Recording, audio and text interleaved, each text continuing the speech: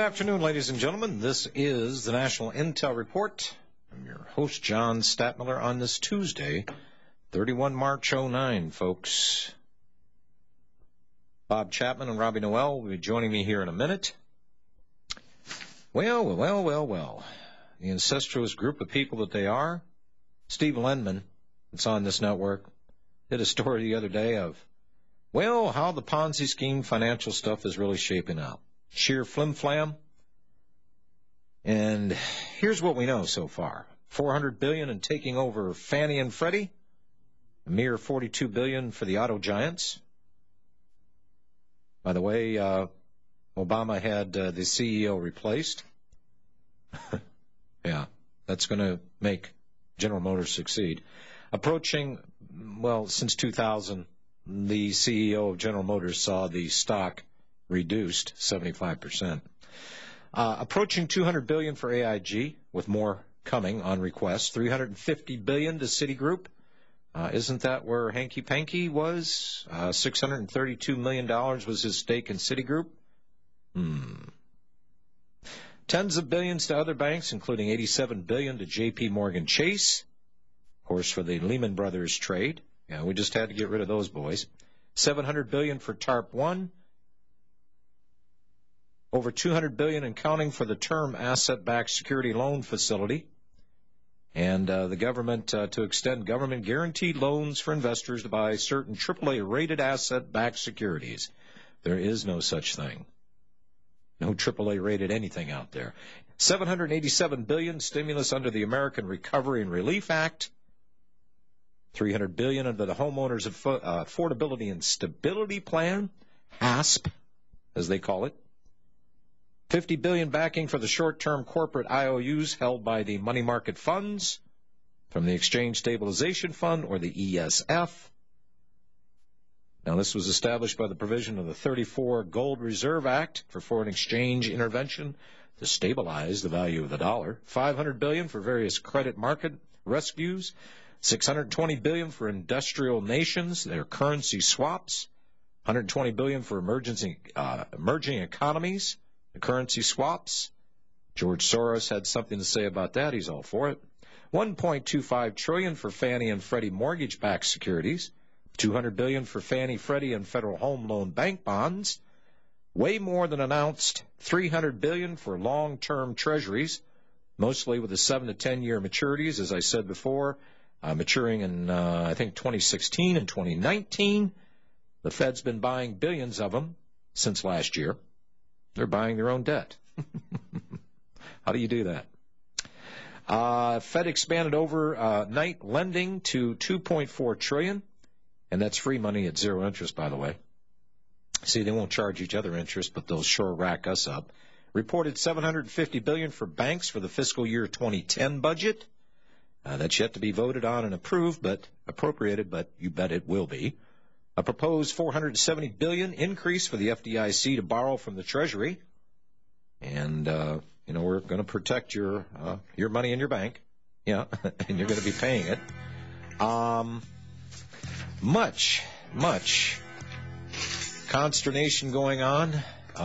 Barkeys over in London, they're in the streets over there. There are European countries, the European Union, heads of state over there are already saying, are you people gone crazy? Well, we'll shake all this stuff out and more on this program today. Bob Chapman, Mr. Robbie Noel, and myself, John Statmiller, right after this.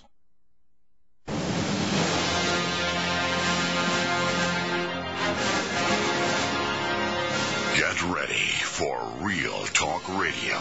You're listening to the National Intel Report with your host, John Statmiller.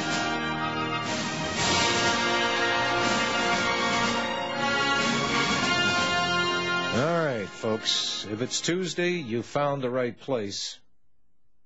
The Council on Foreign Relations, often described as a real State Department. There was a little program entitled the International Institutions and Global Governance Program. And it's going to, of course, utilize the resources of David Rockefeller's study program to assess the existing regional and global governance mechanisms. The initial funding for the program came with a $6 million grant from the Robina Foundation which claims that the grant is one of the largest operating grants ever received in Council history. Now, this IIGG program launched on May 1st of last year, latest manifestation of the agenda that has existed since before the founding of the Council on Foreign Relations. Of course, Rear Admiral Chester Ward, former CFR member, he stated that the most powerful clique and these elitist groups have had one objective in common. They want to bring about a surrender of the sovereignty of the national independence of the United States. A second clique of international members in the CFR comprises the Wall Street international bankers and their key agents. Primarily, they want the world banking monopoly from whatever power ends up in the control of the global government. And there you have it, folks. This comes from Admiral Chester Ward, former CFR member, one of the insiders coming on the outside and telling you what's going on. I have Mr. Chapman with me today. Hello, Bob. And good afternoon. It's nice to be here again. Well, I appreciate you being here. And Mr. Noel, where art thou, Mr. Noel? I be here. You be here. Hey, how are you doing this afternoon? Better than I was 2 weeks ago. I wished I could say that. Well, I guess I am. Yes, I guess we are. You've got a new website. It's under construction, or is it up? No, it's up. Okay. Up and functioning. All right. Then that, of course, is still eaglesup.com. Yes, it is. And just to get the preliminaries out of the way here, of course, the internationalforecaster.com. The International Forecaster. A lot of people just punch in internationalforecaster.com. No, it's the internationalforecaster.com. And if you want to correspond with Mr. Chapman, Bob at intforecaster.com. And if you want to do a subscription renewal, you know, Bob, I just heard an ad on another network that they're advertising your newsletter. I should do the same here. Be my guest. I certainly will. You knock yourself out. Uh-oh. I have a feeling the Rhodesian Ridgeback is in rare form today.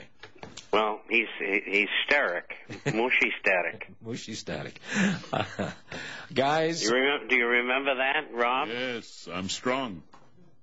That's right. That's Shona. Is this kind of a Rhodesian kind of thing here? Yeah, it's a language in Rhodesia called Shona.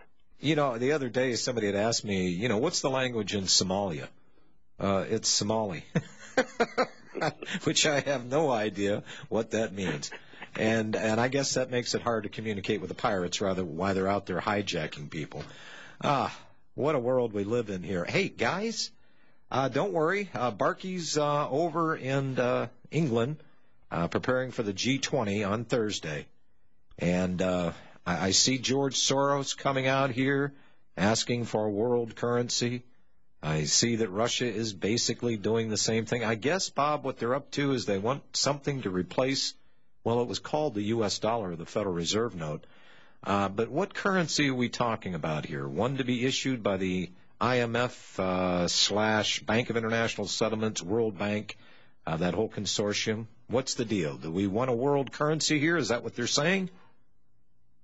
Well, that's what they like to do, of course. And they bandied around the special drawing rights, the SDRs, which have been around since 1969, and they really are just another form of fiat currency, and they would be traded between countries or central banks. And so that's not going to solve their problem. They need a currency, and I think they'll do it in two stages.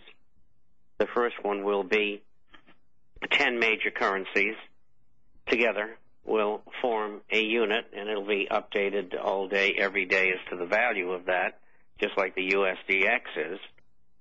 And the next step after that, after they get that going, will be a move to a world currency.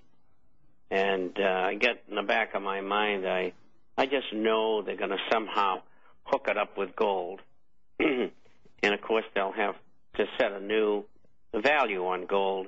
And from the announcements and prognostications I've heard from J.P. Morgan and Goldman and Citigroup and UBS, they're talking in terms of 2,000, 2,500 is where they'd like to revalue gold to.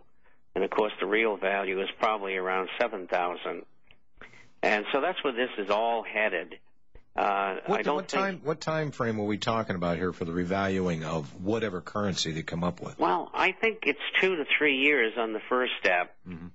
and then probably 2 to 3 years after that or more on the second step. And they're going to get a big fight along the way. They're going to have a depression along the way. They're going to have a number of revolutions on the way. They'll probably have a third world war during that period. And what the people behind the scenes like Soros don't understand is the public all over the world is ticked off big time. And I think that their chances are 1 in 10 of survival because they're going to get blown away.